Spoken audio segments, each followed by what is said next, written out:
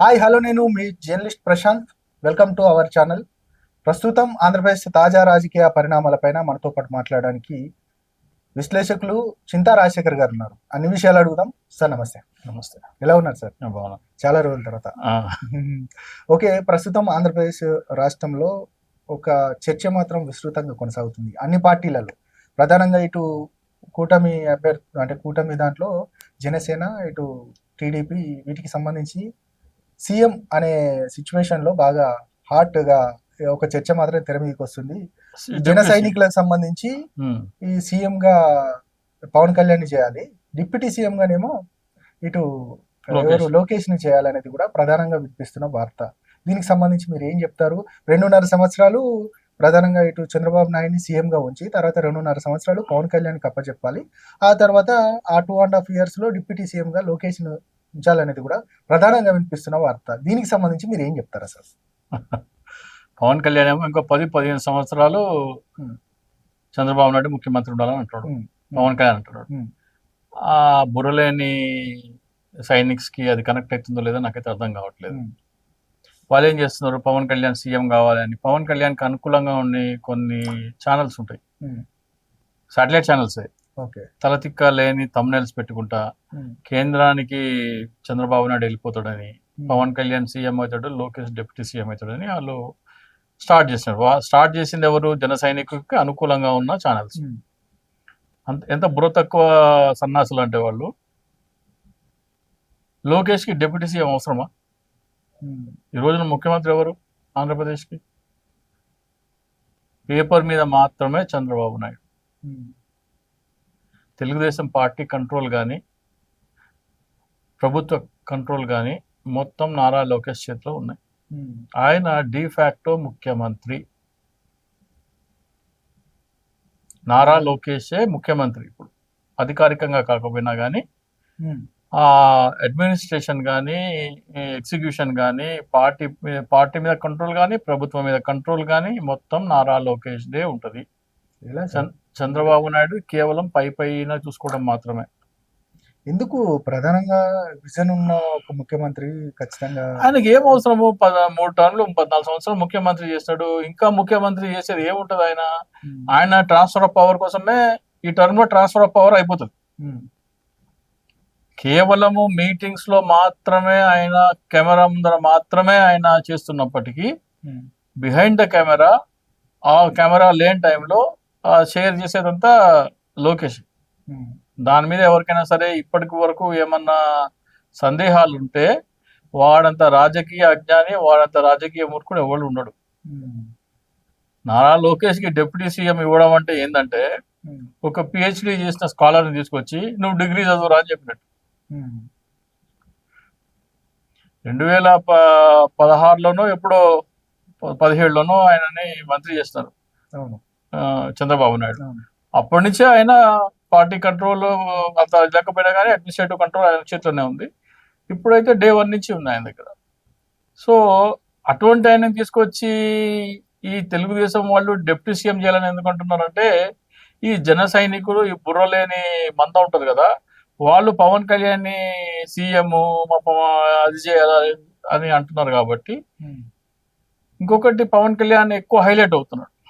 అది troll అవుతున్నాడా, positive గా highlight అవుతున్నాడా, negative గా హైలైట్ అవుతున్నాడా అని పక్కన పెడితే, తిరుపతి లడ్డూల విషయం ఆయన ట్రోల్ అయినాడు కానీ పాపులర్ అయినాడు. అలాగే సీజ్ ద షిప్, అలాగే మొన్న తిరుపతిలో తొక్కేసలాట జరిగితే క్షమాపణ చెప్పాలి. అలాగే నేనే హోంమంత్రి పదవి తీసుకోవాల్సి వస్తుంది. అలాగే మొన్న గేమ్ చేంజర్ దీంట్లో యువతకి వాళ్ళ ఎనర్జీ వేస్ట్ అయిపోవాలంటే ఏం చేయాలి? వాళ్ళ సైలెన్సర్ తీసేసి స్టంట్లు చేస్తేనే వాళ్ళ ఎనర్జీ ఏం చేసుకుంటారు అంటే, ఇట్లా తలాతోక లేని, పొంతన లేని, మెచ్యూరిటీ లేని మాటలు మాట్లాడుతున్నప్పటికీ వార్తల్లో ఉంటున్నాడు కంటిన్యూస్ గా. వార్తల్లో ఉంటే నారా లోకేష్ ఏం చేస్తున్నాడు? ఆయన అడ్మినిస్ట్రేటివ్ గ్రిప్, ఆయన దాంట్లో ఆయన ఎక్స్పీరియన్స్ సాధించడము, దాన్ని దృష్టి పెట్టినాడు ఆయన. అడ్మినిస్ట్రేటివ్ ఎలా చేయాలి, ప్రభుత్వాన్ని ఎలా నడిపించాలి దాని మీద దృష్టి పెట్టాడు కానీ పబ్లిసిటీ మీద ఎక్కువ దృష్టి పెట్టలేదు. ఓకే. సో ఈయన హైలైట్ అయిపోతున్నాడని ఈయనని సీఎం చేయాలా అది ఇది అని, అలాగే ప్రభుత్వ కార్యాలయాల్లో ఆ చంద్రబాబు నాయుడు ఫోటో, పవన్ కళ్యాణ్ ఫోటో పెట్టడం, సమఉజ్జి చంద్రబాబు నాయుడు తర్వాత పవన్ కళ్యాణ్ అనేది వీళ్ళు తీసుకొస్తున్నారు కాబట్టి వీళ్ళకి ఇన్సెక్యూరిటీ వచ్చేసింది. ఎవరికి? తెలుగుదేశం క్యాడర్కి ఇన్సెక్యూరిటీ వచ్చేసి నారా లోకేష్ డిప్యూటీ సీఎం చేయాలనుకుంటారు. వీళ్ళకి బుర్ర లేదు, జన సైనికుల కంటే వాళ్ళకి అంతకంటే బుర్ర లేదు. ఆయన ఆల్రెడీ డిఫాక్టో సీఎం అయ్యా బాబు, ఇంకెందుకు డిప్యూటీ సీఎం ఆయనకి? ఆయన లోకేష్ ని డిప్యూటీ సీఎం చేయడం అంటే 4 మెట్లు కిందకి దించడం. ఓకే సార్, అంటే ఒకవైపు అంటే డిప్యూటీ సీఎంగా పవన్ కళ్యాణ్ని ప్రకటించినప్పుడు అంటే ఖచ్చితంగా ఆయనకే పదవి బాధ్యతలు ఇస్తామని కూటమి నేతలు చెప్పినప్పుడు చాలామంది విమర్శలు కూడా వచ్చినాయి. పవన్ కళ్యాణ్ గతంలో ఒక్క సీటు కూడా గెలవలేదు, ఇప్పుడు 20 స్థానాలకు పైగా గెలిచాడు. అయినప్పటికీ కూడా డిప్యూటీ సీఎం పదవికి ఆయన అర్హుడేనా అనేది కూడా కొంత మిగతా వైసీపీ నాయకులలోనూ అయితేనేమి మిగతా మేధావులలో కూడా కొంత ఒక విమర్శ చర్చ కూడా తెర మీదకి వచ్చింది. ఒకవైపు అదే లోకేష్కి అప్పుడు ఐటీ మినిస్టర్ ఇచ్చినప్పుడు కూడా ప్రధానంగా ఏం తెలియదు, తెలియని తీసుకొచ్చి మంత్రిగా చేశారు అనేది కూడా అప్పుడు కూడా విమర్శలు వచ్చినాయి. ఇప్పుడు ఆయన మంత్రిగా సమర్థవంతంగానే గతంలో చేశాడు. ఇప్పుడు ఆయన మంత్రిగా ఉంటూ ఆయన అంటే ఆయన చేసుకుంటూ పోతుండు. ఈయనను విమర్శించినప్పుడు కూడా జగన్ కూడా ఇప్పుడు డిప్యూటీగా కొంత సమర్థవంతంగానే ముందుకెళ్తున్న సందర్భం. ఈ ఇద్దరు సమూజ్జులలో ఎవరు నిజంగానే వారికి అంటే ఈయన సీఎం ఆయన డిప్యూటీ సీఎం అనేది ఒకవేళ ఈయన సీఎం చేసినా ఆయన డిప్యూటీ సీఎం చేసినా ఇది కరెక్టే అంటారా? వీరిద్దరి మధ్యలో ఎవరికి ఇస్తే బెటర్ అంటారు మీరు? సమౌజ్జి అంటే మీ దగ్గర నంబర్స్ లేనప్పుడు మీరు సమౌజ్జి ఎట్లా అవుతారు? ఓకే, మీ దగ్గర 134 మంది దగ్గర లోకేష్ దగ్గర 134 మంది ఎమ్మెల్యేలు ఉన్నారు, పవన్ కళ్యాణ్ దగ్గర 21 మంది ఉన్నారు. ఆ 21 మందిలో 10 మంది తెలుగుదేశం వాళ్ళే ఉన్నారు. మళ్ళీ రేపొద్దున్న పవన్ కళ్యాణ్ లోకేష్ ముఖ్యమంత్రి అంటే లేదు కుదరదు అని పవన్ కళ్యాణ్ అనుకో, గెట్అవుట్ అన్నాడు అనుకో, బాబు నీ దారి నువ్వు చూసుకున్నావు అనుకో, 21 మందిలో 10 మంది ఆల్రెడీ టీడీపీకి వచ్చేస్తారు. మండలి బుద్ధ ప్రసాద్ ఏమి జనసేనలో ఉంటాడా? ఉన్నాడు కదా, వచ్చేస్తాడు కదా, వచ్చేస్తారు. అటువంటి వాళ్ళందరూ వచ్చేస్తారు. వచ్చేసిన తర్వాత మంత్రి పదవి నాదెళ్ల మనోహర్ మంత్రి పదవి కావాలన్నా టీడీపీలోకి రా, వద్దా పో బయటికి. అట్లా ఎవరున్నారు మంత్రి పదవులు ఉన్నారు? కందులు దుర్గేష్ ఉన్నాడు, నాదెళ్ల మనోహర్ ఉన్నారు. సో వాళ్ళ పాటు ఇంకో 2 తీసుకొస్తారు. అప్పుడు ఏమవుతుంది? జనసేన ఖాళీ అవుతుంది. లోకేష్ ని పవన్ కళ్యాణ్ సమౌజ్జీలు అంటే అంతకంటే మూర్ఖత్వం ఇంకోటి లేదు. మీ దగ్గర ఏ రోజైనా సరే మీ దగ్గర నంబర్స్ లేనప్పుడు సమౌజ్జి కాలేరు మీరు. మీ దగ్గర 164 మందిలో ఒకవేళ 60 మంది అన్న పవన్ కళ్యాణ్ దగ్గర ఉంటే అప్పుడు సమౌజ్జీలు అనొచ్చు. మీ దగ్గర 21 మందిలో 10 మంది టీడీపీ వాళ్ళు పెట్టుకొని సమౌజ్జి అంటే అది రాజకీయ పరిజ్ఞానం లేని అపరిపక్వత అది. సో లోకేష్ ని పవన్ కళ్యాణ్ ని సమౌజ్జీలుగా ఎవరైనా చూసినట్టే ఆడికంటే రాజకీయ మూర్ఖుడు ఇంకోటి లేడు, ఆడికంటే రాజకీయ సన్నాసి దద్దం ఇంకోటి ఉండడు. లోకేష్ ఆయన అడ్మినిస్ట్రేషన్ మీద ఎలా గ్రిప్ సాధించాలి, అధికారుల చేత ఎలా పని చేయించుకోవాలి, నేను ముఖ్యమంత్రి అయిన తర్వాత ఎలా పరిపాలన సాగించాలి అనే దాని మీద దృష్టి పెట్టినాడు. ఆయన ఫోకస్ అంతా దాని మీద ఉంది. అధికారం ముఖ్యమంత్రి స్టెప్ కి ఒకే ఒక నిచ్చెన కింద ఉన్న వ్యక్తి లోకేష్. 20 మెట్లు ఉన్నాయి అనుకోండి, 19వ మెట్టు మీద ఉన్న వ్యక్తి లోకేష్, 1వ మెట్టు మీద ఉన్న వ్యక్తి పవన్ కళ్యాణ్. పవన్ కళ్యాణ్ ముఖ్యమంత్రి దాటాలంటే 20 మెట్లు ఎక్కల ముందు. ఈ టర్మ్ లో కాదు, వచ్చే టర్మ్ లో కూటమి గెలిస్తే అప్పుడు సంగతి. అప్పుడు కూడా ఈయనకి ఎన్ని సీట్లు ఇస్తారు? 21 సీట్లు గెలిచిన వాళ్ళకి 21 ఇస్తారు, మళ్ళీ లేదా అంటే ఇంకో 5 ఎక్కువ ఇస్తారు. కూటమి గెలిస్తే అని అంటున్నారు. ఒకవేళ అప్పటి వరకు పూర్తిగా ఇటు బీజేపీ మద్దతు ఇస్తుంది అనేది కూడా కొంత విమర్శలు. బీజేపీ ఎవరికి మద్దతు ఇస్తుంది? ఎంతమంది ఉన్నారు ఆంధ్రప్రదేశ్ లో బీజేపీ ఎమ్మెల్యేలు? పవన్ కళ్యాణ్ తెర మీదకి తీసుకు అదే ఎంతమంది ఉన్నారు? బీజేపీకి ఎమ్మెల్యేలు కావాలి కదా, మీకు మద్దతు ఇస్తా అంటే సరిపోదు కదా. అంటే బీజేపీ 164లో 134 కాలేకపోతే 30 ఉన్నాయి వీళ్ళిద్దరు కలిపి, అంటే 9 మంది బీజేపీ వాళ్ళు ఉన్నారు. వాళ్ళు అధికారంలోకి రావాలంటే ఈ 30 మంది ఏం చేస్తారు? అంటే మిగతా రాష్ట్రాలలో చూసాం కదా, మహారాష్ట్ర లాంటి రాష్ట్రాలలో చూసాం. ఉమ్. అట్లాంటి పరిస్థితి ఏమైనా తెలుగుదేశంలో చీల్తారా? చీలరంటారా? ఇక్కడ మీరు ఆ ఆలోచన మీ బ్రెయిన్ లో వస్తే అక్కడ కేంద్ర ప్రభుత్వం పడిపోతుంది.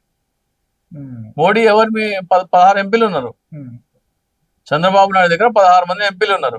అటువంటి ఆలోచన బీజేపీ మైండ్ లోకి వచ్చినా ఆడ ఆడ నిశ్చల అయిపోతుంది. ఓకే, ఆ పరిస్థితి ఉందంటారా నిజంగా? ఆ పరిస్థితి కాదు, ఆ భయం ఉంది మోడీకి. ఇక్కడ ఏపీ మీద కన్నేస్తే మోడీ కుర్చీ కథం. ఇది రాసి పెట్టుకోండి. ఎందుకంటే నితీష్ కుమార్ ఆల్రెడీ రెడీ ఉన్నాడు. చంద్రబాబు నాయుడు ఎల్జేపీ ఒక 5 స్థానాలు, ఏక్నాథ్ షిండే వీళ్ళందరూ కలిసి, ఏక్నాథ్ షిండే కూడా నన్ను ముఖ్యమంత్రి చేయకుండా ఆయన చేసిన పీకల దాకా కోపం మీద ఉన్నారు. వీళ్ళందరూ కలిసి తలుచుకుంటే ఇట్లా చంద్రబాబు నాయుడు కెలుక్కోవడం అంటే మోడీ తన సీటు కింద బాంబు పెట్టుకోవడమే. ఏపీలో పవన్ కళ్యాణ్ ప్రొజెక్ట్ చేయడం అనే ఆలోచన మోడీకి ఉంటే తన కుర్చీ కింద తను బాంబు పెట్టుకున్నటమే. రైట్ సార్, ఇక ఆ విషయాన్ని పక్కన పెడితే దాదాపు 6 నెలలు గడిచిపోయింది, ఇప్పటికీ సంవత్సరం వైపు అడుగులు వేస్తూ ఉంది ఇది కూటమి ప్రభుత్వం. ఎట్లా ఉంది అక్కడ గవర్నమెంట్, అంటే ప్రభుత్వ పనితీరు ఎట్లా ఉంది అంటే ఏం చెప్తారు? ప్రభుత్వ పనితీరు అంటే ప్రజల్లో ఇస్తున్న, మీరు మైకు పట్టుకొని వెళ్ళండి, 100 మందిని చేయండి. ఫస్ట్ ఆఫ్ ఆల్ ఇది అధికారంలోకి వచ్చిన ప్రభుత్వం కాదు, ఈవెంట్ల ద్వారా వచ్చిన ప్రభుత్వం, ఓట్ల ద్వారా వచ్చిన ప్రభుత్వం కాదు. 2, ఆ జగన్మోహన్ ఓట్లేసిన వాళ్ళు ఎట్లా టీడీపీ కొట్టేసిన వాళ్ళు కూడా ప్రభుత్వ పనితీరుతో సంతృప్తికరంగా లేరు. ఇప్పుడు కాదు, ఎలక్షన్ అయిన వారం రోజుల నుంచే మీరు తీసుకుంటే అదే కనబడుతుంది. ఏ విధమైన ఇది పనితీరు లేదు. కాబట్టి ప్రజల్లో అయితే ఈ రోజున ఎన్నికలు పెట్టినా కానీ ఫలితాలు చాలా దారుణంగా ఉంటాయి. జగన్కి వచ్చిన టీడీపీకి రావచ్చు, టీడీపీకి వచ్చిన జగన్కి రావచ్చు. ఈ రోజున ఎన్నికలు జరిగితే, అంటే బ్యాలెట్ పేపర్ ఎన్నికలు జరిగితే, అంటే మళ్ళీ ఈవీఎం జరిగితే మళ్ళీ వాళ్ళకి ఎన్ని కావాలంటే అన్ని సెట్ చేసుకుంటారు వస్తుంది. హర్యానాలో ఏం జరిగింది, మహారాష్ట్రలో ఏం జరిగింది అదే జరుగుతుంది. రేపు ఢిల్లీలో జరగబోయేది కూడా అదే. ఇక తిరుమలలో జరిగిన, మొన్న రీసెంట్ గా చూసాము తొక్కేసలాట ఒకటి, చాలా సంఘటనలు జరుగుతూ ఉన్నాయి. రోజుకొక సంఘటన వెలుగులోకి వస్తున్న సందర్భం. ఇప్పటికే బిఆర్ నాయుడిని పిలిచి కూడా కొంత చంద్రబాబు మందలించిన పరిస్థితి కూడా కనపడ్డది. ఎట్లా చూస్తారు ఆ సంఘటనని? ఎట్లా చూస్తారు అక్కడ జరిగిన పరిణామాలను? ఎట్లా చూస్తారు? బిఆర్ నాయుడు ఎక్కడ తొక్కిసలాట జరిగింది, ఏ తొక్కిసలాట అయినా సరే ఉద్దేశపూర్వకంగా ఎవరు చేయలేరు. అది చేయాలనుకున్నా సాధ్యపడదు. అది యాక్సిడెంట్. అది ఎక్కడైనా సరే, మీరు పుష్కరాల్లో అయినా సరే, లేకపోతే చంద్రబాబు నాయుడు మీటింగ్లో అయినా సరే, తిరుపతిలో అయినా సరే ఉద్దేశపూర్వకంగా చేయలేదు. కానీ దాన్ని ప్లానింగ్, ఆర్గనైజేషన్లో వైఫల్యాల కారణంగానే బాధ్యులు అవుతారు. అక్కడ మీకు వైకుంఠ ఏకాదశి రోజున ఎంత రష్ ఉంటుందో మీకు తెలిసినప్పుడు మీరు ఎంత స్ట్రీమ్ లైన్, ఎంత రెగ్యులేట్ చేసి క్రౌడ్ని పెట్టాలనేది చాలా, ఒక్కొక్క కంపార్ట్మెంట్ ఉంటాయి తిరుపతి కంపార్ట్మెంట్, ఒక్కొక్క దాంట్లో మీరు 30-40 మంది కంటే ఎక్కువ ఉంచకుండా ఒక్కొక్క కంపార్ట్మెంట్లో 300 మంది పడతారు. ఎక్కడ తిరుపతిలో. దాంట్లో మీరు 30 మంది, 50 మందినే, 100 మందినే పెడితే తొక్కిసలాట జరగదు. ఫుల్ అయ్యేదాకా, ఆ చేంబర్ని నింపేదాకా ఉండకూడదు. అటువంటి జాగ్రత్తలు కనుక సెక్యూరిటీ తీసుకుంటే అయ్యేది కాదు. ఇక పవన్ కళ్యాణ్ వచ్చేసేసి మీరు క్షమాపణ చెప్పాలి అని అనడం వలన వాళ్ళు క్షమాపణ చెప్పాల్సి వచ్చింది. సో అంటే తప్పు ప్రభుత్వాన్ని అని అంగీకరించడం క్షమాపణ చెప్పాలంటే. అదే క్వశ్చన్ నిన్న నారా లోకేష్ అడిగితే అది పవన్ కళ్యాణ్ అభిప్రాయము, మా పార్టీ అభిప్రాయం కాదు అన్నాడు. అంటే ప్రభుత్వం అభిప్రాయం వేరు, పవన్ కళ్యాణ్ వ్యక్తిగత అభిప్రాయం వేరు. పవన్ కళ్యాణ్ డిప్యూటీ సీఎం అయినప్పటికీ మేము ఆయనతోనే ఏకీభవించట్లేదు అని లోకేష్ చెప్తున్నారు. సో ఇక్కడ ఇటువంటి పవన్ కళ్యాణ్ ఏంటంటే అనాలోచితంగా మాట్లాడతాడు. ఒక మెచ్యూరిటీ లేదు, ఏముండదు, ఏది పడితే అది మాట్లాడతాడు. దానివల్ల వీళ్ళకి కూటమి ప్రభుత్వానికి తలకాయల నొప్పులు వస్తున్నాయని మనకు కనబడతా ఉన్నది. అంటే లడ్డు విషయంలో కూడా అదే జరిగింది అక్కడ. లడ్డు లేకుండా కలిసి జరిగింది. లడ్డూలో ఎంత పచ్చి అబద్ధం అంటే, ఎంత నయవంచన అంటే, అయోధ్యకి పంపించిన లడ్డూల్లో కూడా కల్తీ జరిగింది అంటున్నారు. అయోధ్యకి పంపించిన లడ్డూలు తయారు చేసింది టీటీడీ కాదు. అంటే తయారు చేసింది టీటీడీ కానీ సామాగ్రి టీటీడీ కాదు. దాంట్లో ఉన్న ప్రతి సామాగ్రి కూడా సౌరభ్ బోరా అనే ఒక టీటీడీ బోర్డు మెంబర్ ఆయన తీసుకొచ్చి ఈ మెటీరియల్ తీసుకురండి అని ఆయన ఏం చేశారు, జీడిపప్పు ఎక్కడ శ్రేష్టమైన జీడిపప్పు దొరుకుతుందో ఆ జీడిపప్పు, శ్రేష్టమైన కిస్మిస్ ఎక్కడ దొరుకుతుందో అది, శ్రేష్టమైన బాదాం ఎక్కడ, అట్లా దేశంలో విదేశాల నుంచి పలు ప్రాంతాల నుంచి శ్రేష్టమైన మెటీరియల్ తీసుకొచ్చి టీటీడీకి ఇచ్చి మీరు వండి ఇవ్వమన్నాడు అంతే.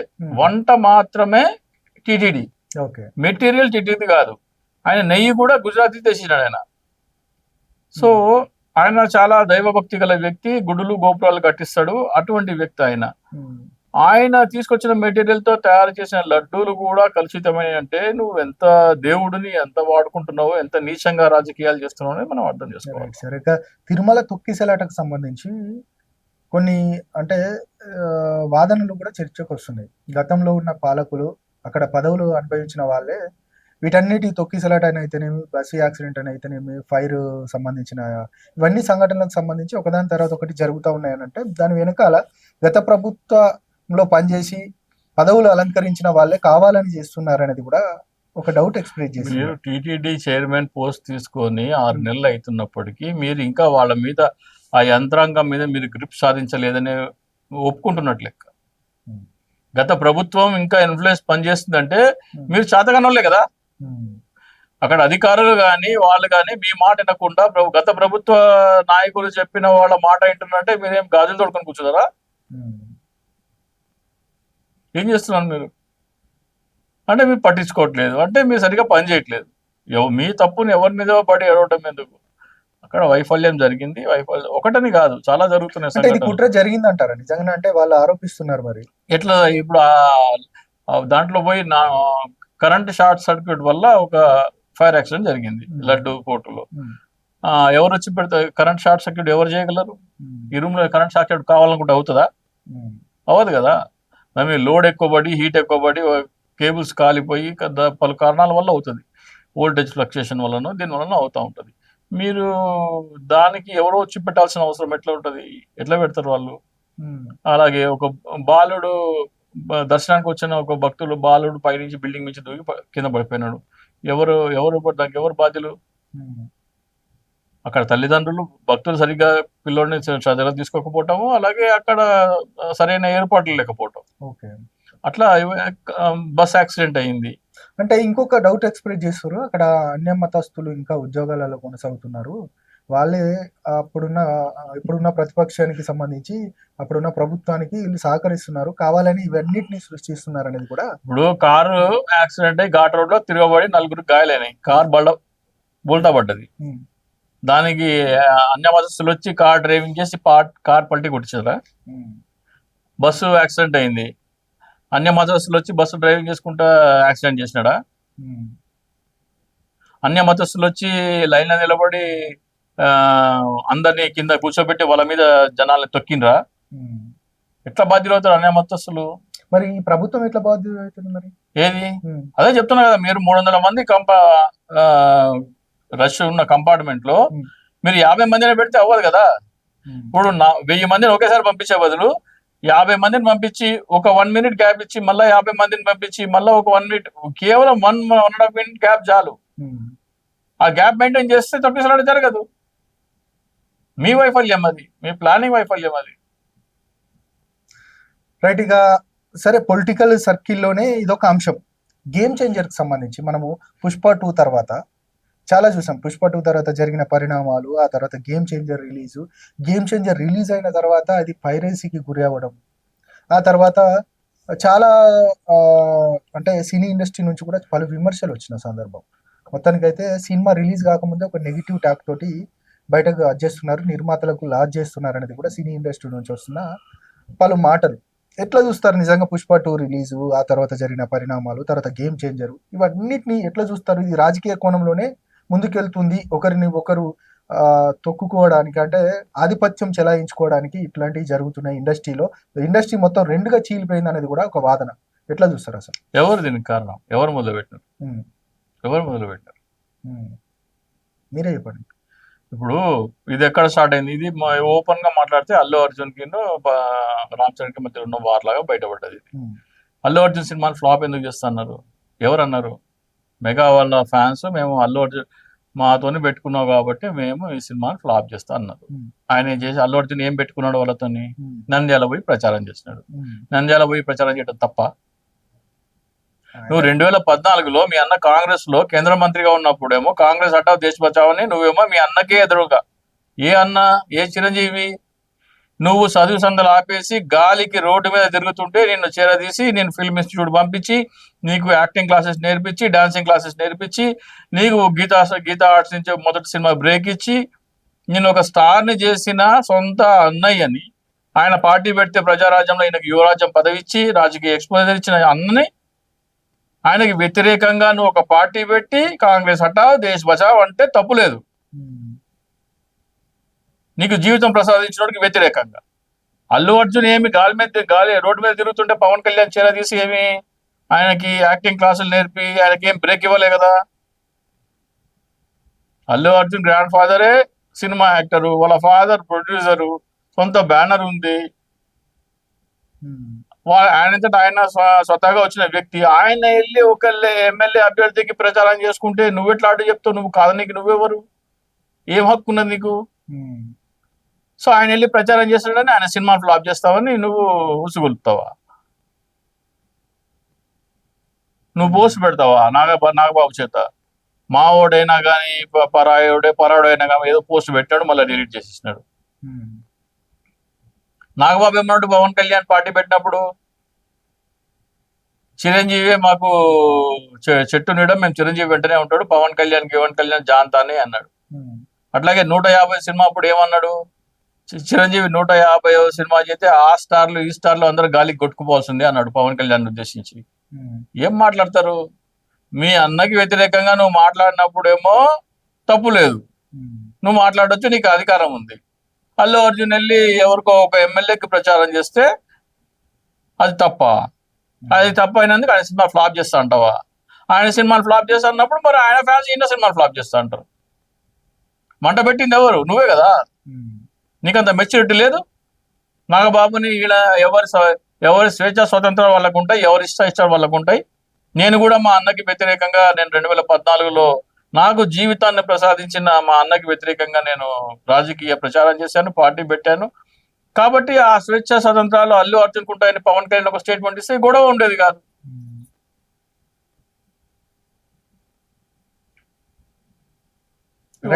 Right sir. అంటే ఈ ఇష్యూ ఇండస్ట్రీ 2 వర్గాలుగా చీలిపోయే పరిస్థితికి వచ్చింది. ఇండస్ట్రీలో ఎప్పుడూ 2 వర్గాలు ఉన్నాయి. ఎన్టీ రామారావు, నాగేశ్వరరావు, కృష్ణ, శోభన్ బాబు, చిరంజీవి, మళ్ళీ బాలకృష్ణ. ఇప్పుడు ఏమైందంటే ఒకే మెగా కాంపౌండ్ లోనే రెండు ముక్కలు అయింది. 2 ముక్కలు ఎందుకు అయింది? మీరు ఓర్చుకోలేకపోతున్నారు. 2 ముక్కలు అయింది అంటారా? మళ్ళీ ఎప్పుడైతే ఆయన జైలుకి వెళ్ళి వచ్చాడో అందరు క్యూ కట్టి మళ్ళీ ఆయనకు సంఘీభావంగా ముందుకెళ్ళి వాళ్ళందరూ కలిసి పోయిన సిచ్యువేషన్. అవన్నీ తెరపైకి చూపించే నటన కానీ లోపల వేరే. ఒకసారి పగిలిపోయిందంటే పగిలిపోయింది. అవన్నీ లేవు. అవన్నీ తెర మీద జనాలకి చూపించుకునే కట్టేసీల్లో భాగంగాని లోపల మనుషులు ఇరిగిపోయిన తర్వాత అవి అతికేవి కావాలి. అంత పెద్ద ఇన్సిడెంట్ వచ్చేసింది, అంత పెద్ద గ్యాప్ వచ్చేసింది, అగాధం వచ్చేసింది, పూడ్చలేని అగాధం. ఓకే. దాంతో పాటు ప్రధానంగా ఒక చిరంజీవి గారు వెళ్ళి ఇటు అమిత్ షాని కలవడము, లేకపోతే మోదీని కలవడము నిజంగా బీజేపీకి అనుకూలంగా ముందుకెళ్తున్నారా అనేది కూడా ఒక చర్చకు వస్తుంది. నిజంగా ఆ పరిస్థితి అంటే బీజేపీ చిరంజీవిని ఆకర్షిస్తుందా, బీజేపీలోకి చిరంజీవి వెళ్ళడానికి సిద్ధంగా ఉన్నారా అనేది ఒక చర్చ. నిజంగా ఆ పరిస్థితి ఉందంటారా? ఇప్పుడు చిరంజీవి అన్నాడంటే రాజకీయాల్లోకి వచ్చినప్పుడు నేను జీవితాంతం ఇక సినిమాలు చేయను, రాజకీయాలే అన్నాడు. ఇక మళ్ళీ సినిమాలకు వచ్చిన తర్వాత నేను రాజకీయాల్లోకి వెళ్ళి తప్పు చేసినా వెళ్ళకూడదు అన్నాడు. ఆ తర్వాత మళ్ళీ రజనీకాంత్ పార్టీ పెట్టి, కమల్ హాసన్ పార్టీ పెడితే సినిమా వాళ్ళకి రాజకీయాలు సెట్ కావు, మీరు పార్టీలు పెట్టొద్దు అన్నాడు. అదే మరి అంత హితబోధ వాళ్ళకి చేసినప్పుడు సొంత తమ్ముడికి ఎందుకు చెప్పలేదు? కమల్ హాసన్, రజనీకాంత్ పొరుగు రాష్ట్రంలో నటులు, వాళ్ళకేమో నువ్వు శ్రీరంగ నీతులు చెప్తున్నావు, నీ సొంత తమ్ముడికి చెప్పుకొని చేత కాలేదు. సినిమా వాళ్ళు రాజకీయాలకు పనికిరారు, నువ్వు పార్టీ మూసేయని చెప్పిండ పవన్ కళ్యాణ్కి ఎప్పుడన్నా? చెప్పలేదు కదా. పవన్ కళ్యాణ్ చేసేది కరెక్ట్, పవన్ కళ్యాణ్ ఏమో సమర్థిస్తావు. నీకు సంబంధం లేని రాష్ట్రంలో నువ్వు ఏలు పెట్టి వాళ్ళు రాజకీయాలకు రాకూడదని నువ్వు చెప్తావు. మీకు ఒక స్టాండ్ కానీ ఒక సిద్ధాంతం గాని ఒక నిలకడ గాని ఒక మాట మీద ఉంటే అది కరెక్టా కాదా, మనం ఏం మాట్లాడుతున్నాము, గతంలో ఏం మాట్లాడినాము, ఇప్పుడేం మాట్లాడుతున్నాము లేని మెచ్యూరిటీ లేని నాయకులు ఈ చిరంజీవి, పవన్ కళ్యాణ్, నాగబాబు వీళ్ళందరూ అంతే. ఒకటే కోవకు చెందిన వాళ్ళు. స్టెబిలిటీ లేదు, స్టాండ్ మీద నిలబడలేని, మాట మీద నిలబడలేని చంచలత్వ స్వభావం గల వాళ్ళు వీళ్ళు. రేపు పొద్దున్న భారతీయ జనతా పార్టీ నీకు గవర్నర్ కి ఇస్తామో ఏదో అంటే వెళ్తారు. కాకపోతే రాజ్యసభ ఖాళీలు అయితే లేవు ఇప్పుడు. రాజ్యసభ ఎన్నికలు ఎప్పుడు ఉన్నాయి? 2026లో ఉన్నాయి. లేదు మేము ఎవరైనా సరే బలవంతంగా రాజీనామా చేయించి మన ముగ్గురుతో చేయించినట్టు అందులోకి వెళ్ళి ఏమన్నా కట్టబెట్టిస్తా అంటే ఇవ్వచ్చు, కాదనలేము, చెప్పలేము. లేదు గవర్నర్కి ఇవ్వాలంటే వీళ్ళు రాజ్యసభ పదవి కూడా అవసరం లేదు, డైరెక్ట్ గా గవర్నర్కి కట్టబెట్టచ్చు. సో అది దానివల్ల చిరంజీవి రాజకీయాలకు వస్తే బీజేపీ ఆంధ్రప్రదేశ్ బలపడిపోతుందో అని లేదు. బీజేపీ అంటే ఆంధ్రప్రదేశ్ ప్రజలకు ఇప్పటికీ ఎలర్జీ. ఎందుకు? ఆంధ్రప్రదేశ్ ప్రజలని నిట్ట నిలువున దగా ద్రోహం చేసిన నయవంచకుడు మోడీ, భారతీయ జనతా పార్టీ. ఆంధ్రప్రదేశ్కి మీరు తెలంగాణ నుంచి వెళ్ళిపోతున్నందుకు మీకు నష్టపరిహారంగా ఇస్తామన్న ప్రత్యేక హోదా ఇవ్వని దౌర్భాగ్యులు, దుర్మార్గులు, కుట్రదారులు, దగాకోరులు. హోదా అని కాదు, ప్రత్యేక ప్యాకేజ్ ఇస్తామన్నారు. ప్యాకేజీ నువ్వు ఎవడవయ్యా? నువ్వు ఏం చెప్పిస్తావు? నువ్వు నష్టపోయినావు. నీ దగ్గర పరిశ్రమలు లేవు కాబట్టి ఈ ప్రభుత్వాలకు సంబంధించిన సీఎంలే ప్రత్యేక ప్యాకేజీ కోసం ఒప్పుకొని వచ్చిన ఎవరన్నారు? చంద్రబాబు నాయుడు. అందుకనే కదా ఆంధ్రప్రదేశ్ ప్రజలు చీత్కరించినారు. జగన్మోహన్ రెడ్డి మోడీని పక్కన పెట్టుకొని ఆకాశం మిన్నంటే స్వరంలో అడిగినాడు, మాకు ఆంధ్రప్రదేశ్ ప్రయోజనాల కంటే ఏది ముఖ్యం కాదు, కాబోదు, కాజాలదు, మాకు ప్రత్యేక హోదా కావాల్సిందే అని. కాబట్టి వీడియోలు తీసుకొని చూడండి. మోడీని డయాస్ మీద కూర్చోబెట్టుకుని మాట్లాడినాడు. అటువంటి దమ్ము ధైర్యం ఈ పవన్ కళ్యాణ్కి లేదు, చంద్రబాబు నాయుడుకి లేదు. రాష్ట్రానికి ద్రోహం చేసిన నయవంచకులు భారతీయ జనతా పార్టీ అయితే, ఆంధ్రప్రదేశ్ గుండెల్లో గుణపం దింపింది భారతీయ జనతా పార్టీ అయితే, ఆ గుణపమే చంద్రబాబు నాయుడు, పవన్ కళ్యాణ్. ఇప్పుడు మీరు ఇంతకుముందు ఒక మాట అన్నారు, ఏంటంటే ఈ 16 స్థానాలు ఉన్నాయి, పుట్టుకుమంటే పూర్తిగా మోదీ కింద పడిపోతాడు, అక్కడ ప్రభుత్వం ఉండదు కాబట్టి మోడీ అనే ఆయన గుప్పిట్లో ఉన్నాడు, చంద్రబాబు నాయుడు గుప్పిట్లో అని. నిజంగా ఆంధ్రప్రదేశ్కు ప్రత్యేక హోదా విషయమో, లేకపోతే పోలవరానికి సంబంధించిన అంశమో, లేకపోతే మిగతా ఆంధ్రప్రదేశ్కి రావాల్సిన నిధులకు సంబంధించిన అంశాలన్నీ కూడా దగ్గరుండి చేపించుకునే పరిస్థితే కదా. ఎందుకంటే ప్రజలలో మంచి పేరు వస్తుంది, ఆల్రెడీ కొంత ఏజ్ కూడా అయిపోయిన సందర్భం, ఇంకో టర్మ్ లో మళ్ళీ ముఖ్యమంత్రి అవుతానో కాను అనే సిచ్యువేషన్ కంటే ఇప్పుడు చంద్రబాబు నాయుడు యొక్క ఆ కోరిక, ఆశనైతే ఉంటది కదా, ఖచ్చితంగా ఆ పరిస్థితి ఉంటది కదా. మరి ఎందుకు వెనకాల చేస్తున్నాడు చంద్రబాబు నాయుడు? విషయం ఏంటంటే రాష్ట్రానికి ఏదో సేవ చేయాలనే తపన గాని, రాష్ట్రంలో యువతగా ఉద్యోగోపాధి వ్యాపార అవకాశాలు రావాలనే తపన గాని, ఆంధ్రప్రదేశ్ బాగుపడాలనే తపన గాని ఎన్నడూ చంద్రబాబు నాయుడికి ఆయన రాజకీయ జీవితంలో ఎన్నడూ లేదు. ఆయన రాజకీయ స్వార్థమే ఆయనకు ముఖ్యం. అధికారంలో ఉండాలి, అధికారంలో ఉన్న ద్వారా ఇలా ఏమేమి సైజ్ చేసుకోవాలో, ఏమేమి చేసుకోవాలో దానికోసమే తప్ప ఆయన ప్రజల కోసం ఏదో చేయాలని ఏనాడు లేదు. వైఎస్ రాజశేఖర రెడ్డి జగన్మోహన్ రెడ్డి లాగా కాదు. జగన్మోహన్ రెడ్డి వైఎస్ రాజశేఖర రెడ్డికి చంద్రబాబు నాయుడుకి ఉన్న ముఖ్య ఉద్దేశం ఏంటంటే, జగన్మోహన్ రెడ్డి చంద్రబాబు నాయుడు ప్రజల కోసం పరితపించారు, వాళ్ళు ప్రజలకు సేవ చేయాలని. చంద్రబాబు నాయుడుకి, పవన్ కళ్యాణ్కి ఏ క్వశ్చనా లేదు. ఆంధ్రప్రదేశ్ యువత సంకనాగిపోయినా, మట్టి కొట్టుకుపోయినా, నాశనం అయిపోయినా వాళ్ళకి పర్వాలేదు, ప్రత్యేక హోదా గురించి వాళ్ళు మాట్లాడరు. ప్రభుత్వాలు, రాష్ట్ర ప్రభుత్వాలు మాకు మెడికల్ కాలేజీలు కావాలి కావాలి కావాలి అని కేంద్రం కాళ్ళు పట్టుకుంటుంటే, జగన్మోహన్ రెడ్డి శాంక్షన్ తెచ్చుకున్న మెడికల్ కాలేజీ మాకు వద్దని రాసిచ్చే దుర్మార్గులు వీళ్ళు. ఆల్రెడీ మొన్న ప్రత్యేక ప్యాకేజ్ కింద 15,000 కోట్లు ఏమో ఆంధ్రప్రదేశ్ ప్రకటించిన సందర్భంగా, దేనికి? మొన్న వరదల సహాయ నిమిత్తము, మిగతా అవన్నీ అందరు ఇస్తారు, ఎవరు ప్రభుత్వంలో ఇస్తారు. కేరళ వాయనాడుకి ఇవ్వలేదా? కమ్యూనిస్ట్ పార్టీకి, బీజేపీకి పచ్చగడ్డేస్తే బగ్గుమంటది. ప్రకృతి విలయ తాండవం చేసి అక్కడ వాయనాడులో ఇదైతే ఆ డిజాస్టర్ కి డబ్బులు ఇచ్చింది కేంద్ర ప్రభుత్వం, ఇవ్వాలి, ఇచ్చి తీరాలి. అంటే ఎక్కడ లోపం ఎక్కడ జరుగుతుంది అంటారు? నిజంగా ఆంధ్రప్రదేశ్ యొక్క ఎంపీల దయాదాక్షిణాల మీదనే బీజేపీ ఆధారపడ్డదని మీరు అంటున్నారు. అయినప్పటికీ కూడా వీళ్ళు డిమాండ్ చేయకపోవడం లోపమా, లేకపోతే స్వార్థం? ప్రజలకు చేయాలన్న చిత్తశుద్ధి ఏ క్వశ్చనా లేదు. పవన్ కళ్యాణ్కి లేదు, చంద్రబాబు నాయుడుకి లేదు, ఏ క్వశ్చనా లేదు. అదే జగన్మోహన్ రెడ్డి స్థానంలో ఉంటే ఖచ్చితంగా ఆయన సపోర్ట్ చేయడు. నువ్వు నాకు ఇవ్వాల్సింది ఇవ్వు, నేను నీకు ఇవ్వాలి. ఆయన 5 సంవత్సరాల అధికారంలో అప్పుడు లేదు కదా ఆ పరిస్థితి. అప్పుడు అబ్సల్యూట్ 330 స్థానాలు బీజేపీ ఉన్నాయి కదా. ఇప్పుడు ఇప్పటిదాకా 240 లేవు కదా. షర్మిల గారు ఏ పార్టీ? కాంగ్రెస్ పార్టీ. కాంగ్రెస్ పార్టీకి బద్ద విరోధి ఎవరు? బీజేపీ. ఆ కాంగ్రెస్ పార్టీకి మోసం చేసింది అని చెప్పేసి మాట్లాడుతూ ఉంటారు. కేంద్రంలోనేమో రాహుల్ గాంధీ మోడీ నువ్వా నేనా అంటే పచ్చగడ్డేస్తే బగ్గుమన్నట్టు ఉన్నది. ఇక్కడ ఏం చేస్తుంది షర్మిల? షర్మిల ఏమేం చేస్తుంది? ఎన్డీఏ ప్రభుత్వానికి మద్దతుగా మాట్లాడుతుంది. ఎందుకు నిన్న ప్రెస్ మీట్ పెట్టి అమిత్ షాను కూడా కడిగి పడేసింది కదా. ఏమని కడిగి పడేసి? ఇవన్నీ అవుతాబా. వైఎస్ రాజశేఖర రెడ్డి 2004 ఎన్నికల కంటే ముందు ఒక ప్రకటన చేశాడు. ఆంధ్రప్రదేశ్ ప్రజలారా మీరు ఎవరు కరెంటు బిల్లులు కట్టకండి, నేను వచ్చి మాఫ్ చేస్తా అనడా లేదా? బిల్లు కట్టడం మానేసినారు, ఆయన వచ్చి మాఫ్ చేసినాడు. రాజశేఖర రెడ్డి వారసురాలి అయితే వైఎస్ షర్మిల ఒక ప్రకటన చేయమనండి.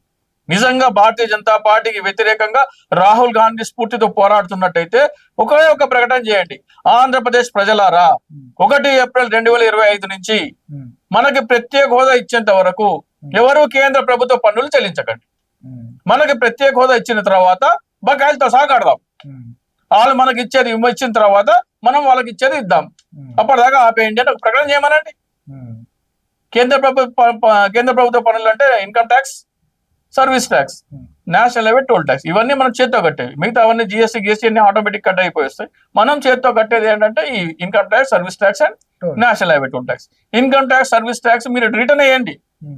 నేను ఇంత సంపాదించాను, ఇంత ట్యాక్స్ కట్టాలి చెప్పండి. ఇంత ట్యాక్స్ కట్టాలి బకాయి ఉందని చెప్పండి, కానీ నేను ట్యాక్స్ కట్టను. ఎందుకు కట్టను? నువ్వు నాకు ఇవ్వాల్సింది ఇవ్వు, నేను నీకు ఇవ్వాల్సింది ఇస్తా. అవి రెండు ఇన్కమ్ ట్యాక్స్, సర్వీస్ ట్యాక్స్ అట్లా ఆపొచ్చు. నేషనల్ హైవే టోల్ ట్యాక్స్ ఈ రెండు మాత్రం బకాయిలతో సాధిస్తా. ఏది ఇన్కమ్ ట్యాక్స్, సర్వీస్ ట్యాక్స్ బకాయిలతో సాధిస్తా. నేషనల్ హైవే టోల్ ట్యాక్స్ బకాయిలు కూడా ఇవ్వ. నువ్వు నాకు ఇవ్వాల్సింది ఇచ్చిన తర్వాతనే నేను నీకు ట్యాక్స్ కడతా అని ఆంధ్రప్రదేశ్ లో ఉన్న ప్రజలందరూ వాళ్ళ వాహనాల ఫాస్ట్ ట్యాగ్ 0 బ్యాలెన్స్ చేసుకోండి. 31 మార్చ్ అర్ధరాత్రి కల్లా 0 బ్యాలెన్స్ చేసుకున్న తర్వాత 1, 2, 3 ఏప్రిల్లో కొద్దిగా ఇబ్బందులు అవుతాయి. ట్రాఫిక్ జామ్లు, ఒక లేన్ మాత్రం అంబులెన్స్ కోసం వదిలేసి మిగతా అవన్నీ గేట్లు బ్లాక్ చేసేయి. అక్కడ ఎంతసేపు బ్లాక్ చేస్తాడు? 2 నిమిషాల కంటే ఎక్కువ బ్లాక్ ఉంచకూడదు, పంపించేస్తాడు. అట్లా 2 రోజులు 3 రోజులు అయిపోయిన తర్వాత బ్యారియర్ తీసేస్తారు. టోల్ గేట్ బ్యారియరే ఉండదు. మీ ఫాస్ట్ ట్యాగ్ బ్యాలెన్స్ 0 పెట్టుకోండి, టోల్ ట్యాక్స్ బ్యారియర్ పడదు, ఆ బ్యారియరే తీసేస్తారు, ఫ్రీ ఉంటది. అప్పుడు దేశం మొత్తం ఆరుమోగుతుంది. ఆంధ్రప్రదేశ్ లో ఎవరు టోల్ ట్యాక్స్ కట్టట్లేదు. ఎందుకు కట్టట్లేదు? మోడీ మమ్మల్ని మోసం చేశాడు. 10 సంవత్సరాలు ప్రత్యేక హోదా ఇస్తాను ఇగో మేనిఫెస్టోలో పెట్టి మోసం చేసిన దగాకోరు, దయవంచకుడు, దుర్మార్గుడు, దుష్టుడు, కుట్రదారుడు ఏమేమి గిట్టాలో తిట్టి ఎందుకని మేము కట్టలేదంటే దేశం మొత్తం మోడీ ముఖం మీద ఉమ్మేస్తుంది. ఎందుకయ్యా నువ్వు వాళ్ళకి ఇస్తా అన్న దానికంటే కాంగ్రెస్ 5 సంవత్సరాలు ఇస్తా అంటే నువ్వు 10 సంవత్సరాలు ఇచ్చి అట్లా మోసం చేస్తావు కాబట్టి వాళ్ళు ట్యాక్స్లు కట్టట్లేదు అంటది. అందరూ వాళ్ళు సపోర్ట్ చేస్తారు. ఈ యొక్క ప్రకటన చేయమనంటే వైఎస్ షర్మిలని. చంద్రబాబు నాయుడుతో కుమ్మక్కు కాకపోతే, ఇండైరెక్ట్ గా మోడీతో కుమ్మక్కు కాకపోతే షర్మిలమ్మని ఈ ప్రకటన చేయమనండి. ఎందుకు ఇంత అంటే ఇప్పుడు మీరు చెప్పినంతగా ఇప్పుడు ఇంటెలిజెన్స్ రిపోర్ట్స్ ఉంటాయి, పార్టీలో చాలా మంది మహామహులు చెప్తా ఉంటారు. ఏది రాహుల్ గాంధీ కావచ్చు, సోనియా గాంధీ కావచ్చు, ఖర్గే కావచ్చు. అయినప్పటికీ కూడా షర్మిల గారిని పీసీసీగా ఎందుకు కొనసాగిస్తున్నారు అంటే మరి ఈ ప్రతిపాదన వాళ్ళ దాకా వెళ్తుందో లేదో, వాళ్ళ దృష్టికి వెళ్తుందో లేదో మనకు తెలియదు కదా. మీరు కాంగ్రెస్ లోనే ఉన్నారు కదా. నేను ఏ పార్టీలో లేను బాబు, నేను పొలిటికల్ అనలిస్ట్. నేను కాంగ్రెస్ పార్టీ ఏ పార్టీలో లేను. ఓకే, కాంగ్రెస్ లో ఉంటే మీరు కూడా చెప్పొచ్చు కదా అని అనుకున్నాను. కాంగ్రెస్ లో ఉంటే నేను డైరెక్ట్ వచ్చి చెప్తా. నేను కాంగ్రెస్ లో ఉన్నా లేకపోయినా నేను ఇదే మాట చెప్తాను. కాంగ్రెస్ మొట్టమొదటి సంతకం ప్రత్యేక హోదా మీద పెడతా ఉంటుంది కాబట్టి షర్మిలమ్మ ఈ స్టేట్మెంట్ ఇస్తే ఆమె నిజమైన కాంగ్రెస్ నాయకురాలు అనుకోవచ్చు. లేకపోతే మోడీకి అమ్ముడు పోయిన నాయకురాలు నేను అంటాను ఈ ప్రకటన చేయకపోతే. రైట్ సార్, అంటే అనేక అంశాలపైన సుదీర్ఘంగా చెప్పారు నిజంగా ఆంధ్రప్రదేశ్ రాజకీయాలపైన. Thank you very much. మొత్తానికి ఇది ఈ రోజు ఇంటర్వ్యూ. మరొక ఇంటర్వ్యూతో మళ్ళీ కలుద్దాం. నేను మీ ప్రశాంత్.